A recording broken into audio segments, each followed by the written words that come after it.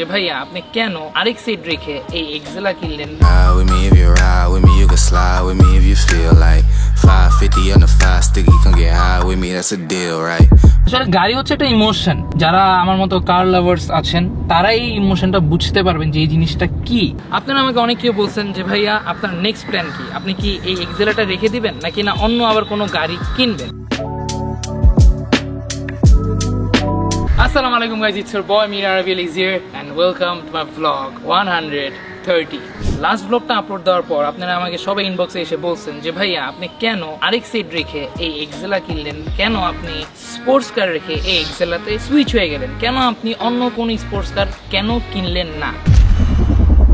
Like, ride with me if you ride with me, you can slide with me if you feel like 550 on the 5 sticky, come get high with me, that's a deal, right?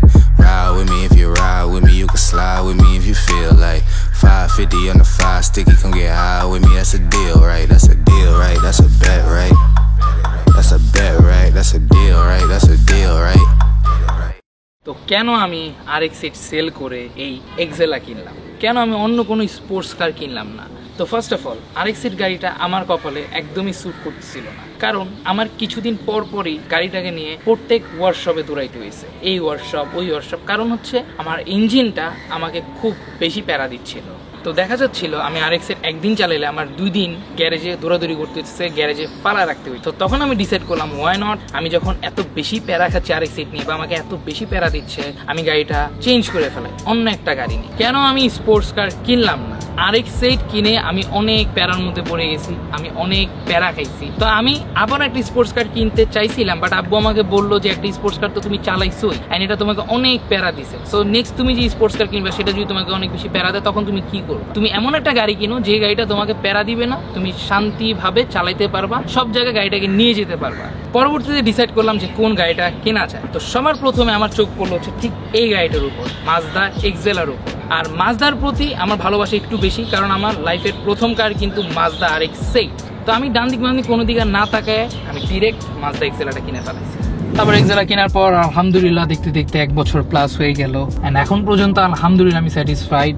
And সবাই জানেন আপনারা যে আমি গাড়িকে কত বেশি ভালোবাসি, আমার আরেক সিটকে আমি কতটা ভালোবাসি এটা আপনারা সবাই দেখছেন এন্ড এটাকে আমি অনেক অনেক বেশি ভালোবাসি। আসলে গাড়ি হচ্ছে একটা ইমোশন। যারা আমার মতো কার লাভার্স আছেন তারা এই ইমোশনটা বুঝতে পারবেন যে এই জিনিসটা কি। এন্ড টু বি অনেস্ট আমি এখনো আরেক সিটকে খুব বেশি মিস করি, কারণ লাইফের আমার ফার্স্ট কার ছিল আরেক সিট, আমার ড্রিম কার ছিল। তো ওই যে একটা কথা আছে না যে প্রথম ভালোবাসাই হয়, ওইটা কখনো ভোলা যায় না, খারাপ হোক আর ভালো হোক। সো আরেক সাইড আমার কাছে ভালোবাসার মতোই ছিল, আমি ওকে অনেক বেশি ভালোবাসতাম, আমার লাইফের সবকিছু ওই ছিল টু বি অনেস্ট। সেইটাই তো, যত যাই হোক না কেন, হ্যাঁ অনেক কষ্ট দিছে, অনেক পেইন দিছে, একদিন চালালে 3 দিন গ্যারেজে নিয়ে দৌড়াদৌড়ি করতে হয়েছে, অনেক প্যারা খেয়েছি, বাট তাও আমি এখনো অনেক বেশি মিস করি। যখন মেমোরিজে আসে যে আরেক সাইড নিয়ে এই জায়গায় এই সময় ওই জায়গায় ছিলাম, বা কি আরেক সাইডের এই কাজ করেছি ওই কাজ করেছি, যখন এগুলো মেমোরিজে আসে মানে আমার বুকটা ফেটে যায়, আমি বলে বুঝাতে পারবো না। আপনারা আমাকে অনেক কেউ বলছেন যে ভাইয়া আপনার নেক্সট প্ল্যান কি, আপনি কি এই এক্সেলাটা রেখে দিবেন নাকি না অন্য আবার কোনো গাড়ি কিনবেন? ফার্স্ট অফ অল আমি এটাই রেখে দিব ইনশাল্লাহ। আমার চেঞ্জ করার আর কোনো ইচ্ছা নাই বা নতুন কোনো গাড়ি কেনার আর কোনো ইচ্ছা নাই। এন্ড ইনশাল্লাহ ভেরি সুন আমি আমার গাড়ির পুরো ফুল লুকসটা চেঞ্জ করব এন্ড আই হোপ আপনাদের কাছে অনেক অনেক বেশি ভালো লাগবে, ঠিক আছে? তো যখন করবো তখন তো আপনারা দেখতে পারবেনই এন্ড তখন কিন্তু কমেন্ট করে মাস্ট জানাই দিবেন। তো দেখছেন এখন জাস্ট সিম্পলের মধ্যে আছেন। আর একটা কথা আপনারা সবাই আমাকে বলতেছিলেন যেটা হচ্ছে কি যে ভাই আপনার এটার মেইনটেনেন্স কস্ট কেমন, বা আপনার কত যায় মেইনটেনেন্সের পিছে, বা আপনি কোন জায়গা থেকে মেইনটেনেন্স করান বা কিভাবে কি করেন। সো ইনশাল্লাহ এটা নিয়ে আপনারা ভেরি সুন একটা ব্লগ পাবেন, ইনশাল্লাহ আমি এটা নিয়ে ফুল ডিটেলস একটা ব্লগ বানাবো। তো সবাই এখনো যারা যারা সাবস্ক্রাইব করেন নাই সবাই সাবস্ক্রাইব করে দিবেন এন্ড আমার চ্যানেলের সাথে থাকবেন। এন্ড আপনারা আমাকে সাজেস্ট করবেন যে গাড়ি নিয়ে কি কি ব্লগ করা যায় বা কি কি আপনারা দেখতে চান, আমি ইনশাল্লাহ সবগুলো করারই ট্রাই করবো। সো গাইজ আজকের ব্লগটা এতটুকু ছিল। আই হোপ আপনার কাছে এই ব্লগটা ভালো লাগছে। যদি গাইজ ভালো লেগে থাকে তাহলে like comment share and must আমার চ্যানেলটা সবাই সাবস্ক্রাইব করে দিবেন। সবাই ভালো থাকেন, সুস্থ থাকেন, টেক কেয়ার, হ্যাভ ফান।